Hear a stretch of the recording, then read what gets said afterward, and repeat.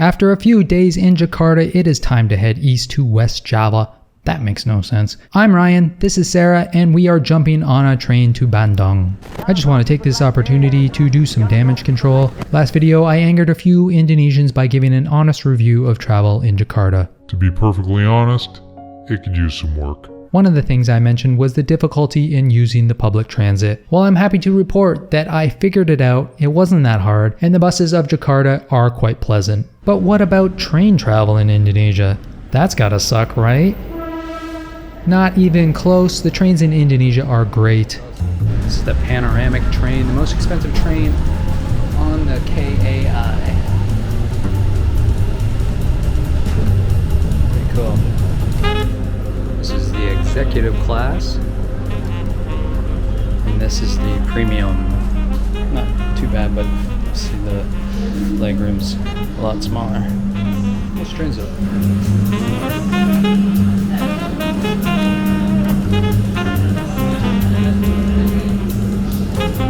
Sitting toilets, female. So they have separate bathrooms, which is actually unusual for a train.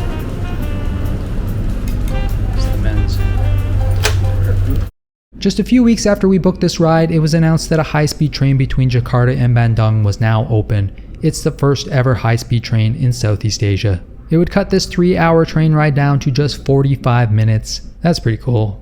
Kind of missed out on that. But we have no regrets with this ride as it was smooth, comfortable, and offered great views. When we arrived in Bandung, we said goodbye to the pace of Jakarta and slowed down to the much more carefree pace of Bandung. A rooftop pool helped to make this transition easier. We rested up as tomorrow was going to be a big day. Alright, J Bronettes, it's Ryan. I'm here in Indonesia, Bandung, Indonesia, and today we're taking a tour. I don't even know. Honest to God, I don't have a clue what's going on here. There's a hot spring involved at one point, I think. Sara set this all up. Don't usually go on tours, but this is the way to do it here in Bandung. You gotta do the tour because otherwise it gets expensive doing all the things independently. I don't know, maybe we'll be the only ones on the tour. Who's this guy? Is this guy coming for us? We were in fact the only people on the tour. We set out with our guide, whose name I can't remember. Sara says it's Johnny, but that doesn't seem right. Anyways, me, Sara, Johnny, and our driver set out on the hour-and-a-half drive to Mount Patuha, which I learned was our ultimate destination. However, it wasn't too long before we made our first pit stop. First stop on the tour, and I'm already lost. I'm coming. So here we go, irrigation, baby. This is how you grow rice. This is how you grow rice 2-3 times a year. Not chickens, irrigation. This water here is all man-made, like it's coming from a natural source, but it's from the top, from the mountain, and they divide it to as long they have the rice field, yeah. Yeah. Fishermen come through. So you see the system of the irrigation? The irrigation system. Wow. Heritage from Holland people, yeah? Oh. When they are living here long time ago. Yeah. Look, it's 1918, yeah? They built. This is pretty cool. Over 100 years old. Still working well.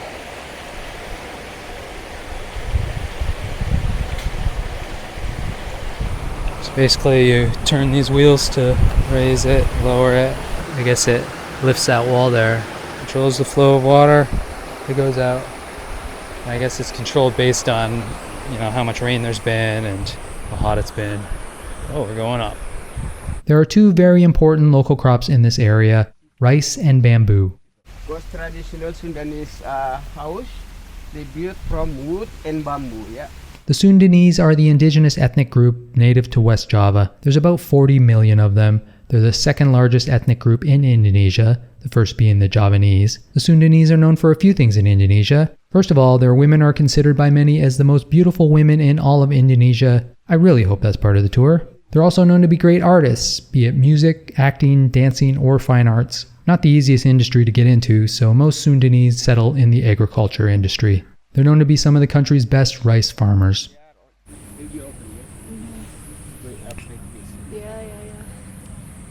So they plant minimum 2 pieces, yeah, of rice before from the seed, yeah. Now become a lot, yeah, become many, yeah. Yeah. If they like this mean the rice for 3 times a year.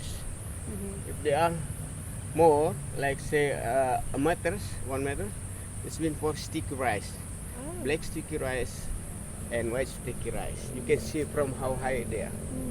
All this would have been planted by hand? By Yeah, hand. by hand. No machines. No machine. Yeah. No. So why do they flood the fields? Sometimes to protect from the animal, the rats. They will eat it Yeah. like this. Yeah. Johnny explained that the cycle of water is dependent on what creatures are around. If they have a lot of snail, they must be after plant, must be drying like this. Otherwise, if there is the water, the snail can be alive. Without the water, that kind of snail is die. Yeah. Oh, we found a snail. They will eat the rice when they just plant.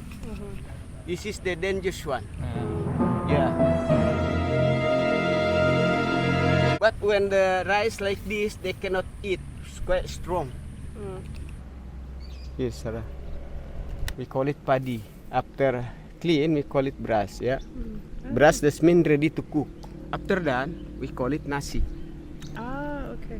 In English, you can say only one word. Yeah. Rice. Yeah. When they take the root. So this is starting to turn brown, so it's going to be ready soon. He said about 10 days. You have the animals, goats. Big goat? Yeah, the goats. But see the goats, they fight. They make the fight. Goat fights? Yeah. The men like that. Yeah. This So is one of this goat is for fighting, or Yeah. for eating? something like that for fighting. For fighting. For fighting only, not they don't eat it? So after doesn't work, it will be eat Yeah, it. yeah, yeah. Oh, yeah. Okay. Oh, these guys are vicious. Yeah. So They'll bite. for the safety, Hey, security. security. Yeah, because if someone coming, will be noise. Yeah. Always. Ah. Oh, that's a bird. Why do they have the birds? Is it? Just the hobby. Bamboo plants. Local people, they have like the home industry from the bamboo. Only in south of Bandung, yeah. In west of Java, mostly on the mountain here, growing bamboo, yeah. The people planted the bamboo? Yeah, at the first time, but after they growing by themselves. Okay. Yeah. So if you want, after here, you can see local people for the bamboo weaving, the processing. Bamboo. Wow, it's beautiful. Have you ever seen the black bamboo? No. This is black bamboo. So it's natural color. Yeah. Oh, pretty comfy. Yeah, it's cheap. Like this, around 3 million. 3 million? Yeah. It's cheap. That's very cheap. The man who working here, he been to Oman to just give the lesson to the people, make the thing from bamboo. He's an expert. Well, put on the metro, yellow and green, and this one between green and black.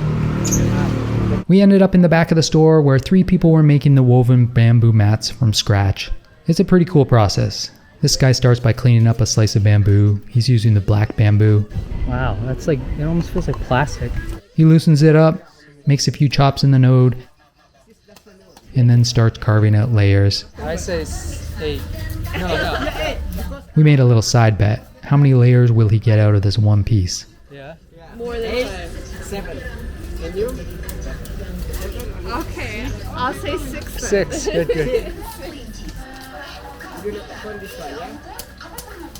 We don't count that one. No, this one is Oh, that's just the clean up?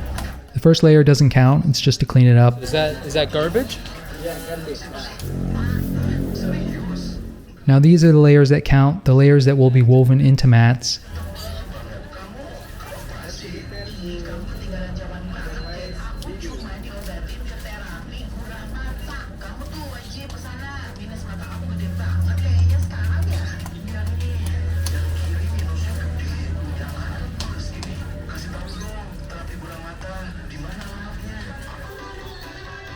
When a layer is removed, it's given to the next guy in line who cuts it into narrower strips. This guy over here is He's also dividing them up by quality. dividing it. The closer the layer is to the outside of the bamboo, the higher the quality it is. Those strips are then given to this woman who weaves them into the mat.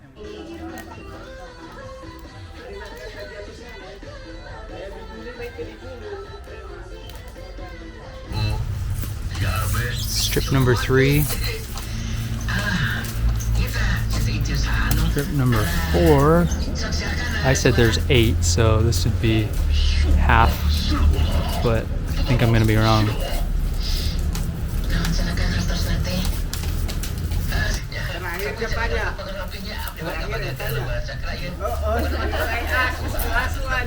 Last one? Wow, nice job, Sarah.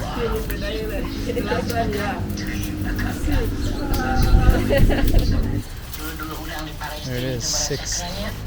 So the last one there, you can see he separated it because it's the best quality because it's the outside of the bamboo. You can after, but still little bit hot. You can take it. You can try. Why not? Stop. Back on the road, we made a quick stop to grab some tahu goreng crispy fried tofu. That's beautiful tofu. And then it was time for a coffee break. Alright, here we go again, more damage control. In my last video, I also pissed off a few Indonesians for saying that Indonesia's cafe game wasn't as strong as I thought it would be. It was kind of hard to find cafes in Jakarta, and I also said that most Indonesians would prefer to drink butt juice. While I do stick by that, I will say that when you do find a cafe in Indonesia, they're usually pretty awesome. This one, for example, brewed up a delicious Java grown bean, and it served it with some amazing views. Finally, we entered the protected lands of Mount Patuha, where we slowly made our way up the mountain, eventually stopping to hike.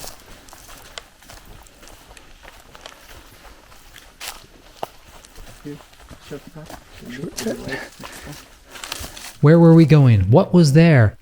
Just simmer down, we are about to find out. Wow. Sulfur. This is Kawah Putih, aka White Crater. It's a highly acidic lake in a volcano crater. The lake can sometimes get to 0.5 on the pH scale. If you're a nerd, you would know that that's somewhere between stomach acid and battery acid. While there is steam and sulfuric gases pumping from it and making the entire area reek of rotten eggs, the volcano hasn't had any significant activity for over 400 years. I just love the colors and how unnatural they look despite them being very natural. The lake's colors change depending on how acidic it is. The sand and the rocks surrounding the lake have been leached of their color and are now a whitish green. And the dead trees that surround the crater, they look like they've been burned, but they're actually just dead and stained with smoke. Very unique, very awesome. We lived in Ecuador where we could see several volcanoes from our house, but we had never seen anything like this. Indonesia has more volcanoes than any other country in the world. Around 9 million Indonesians live within just 10 kilometers of a volcano.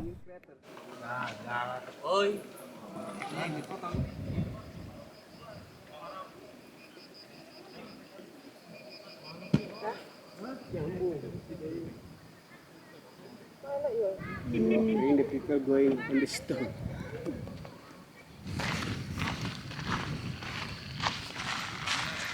Interesting surface. It's weird. Remember how I told you the Sundanese are talented artists? They're also known to be great artists. Before heading down the mountain, we were treated to some traditional Sundanese music, played on a kachapi.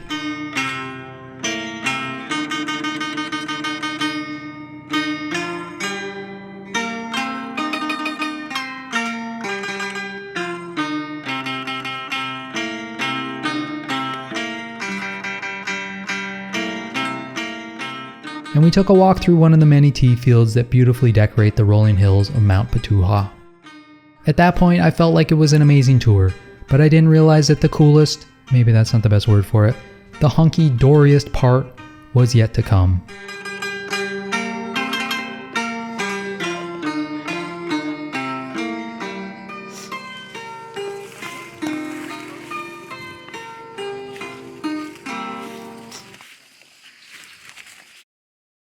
Johnny took us to a local hot spring, a spot that he had been coming to for many years, before it was touched by the tourist trail. Not that tourism ran wild here now, there were a few locals about, but apparently most of the tour groups end up at one of the fancier hot springs that have been more developed. This area was not so developed. In fact, at times it felt a little dangerous. Yeah, it almost feels a little dangerous. It's like the moon. Yeah. It feels really good. You see the yellow? This is the new crater. The processing of the crater. Yeah. With the sulfur, yeah? What Johnny is talking about are these little yellow holes. The yellow is from the sulfur, and the holes are formed from steam pushing out, escaping the earth. It's the beginning of a crater. Watch out, you'll be hot. Very hot. Careful. We were told one story of a girl that decided to come here by herself, not with a group. She was walking around and went to an area that wasn't safe. The ground collapsed under her and she went knee deep in steaming hot water, scalding her skin. Some of the water coming out of the ground here is literally boiling. Can you literally hear the boiling water? It's all natural boil. Power. Careful. So you can see this part over here, this is actual natural spring water, and this is coming from the earth, the mineral water, the volcanic stuff, so they're mixing it in. It's flowing down out of there into our pools, where they can control how much this cooler water is coming into it, so it's not scalding hot. If it gets too hot, they put more water in. Guys, black magic or white magic?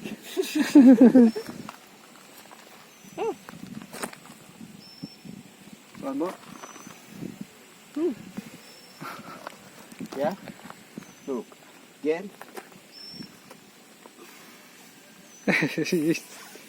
Are you blowing Ow. smoke in there? It's quite hot, yeah? Yeah.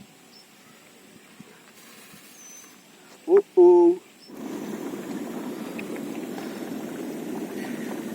It does sound like soup. Yeah, Soup. we're about to cook you up.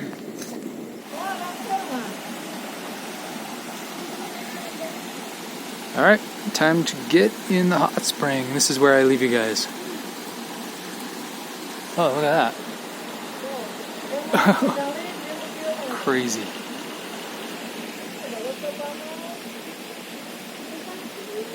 The hot springs were in fact hot, no false advertising here. We had about a 20-minute relaxing soak before deciding we've had enough and it was time to head back to Bandung.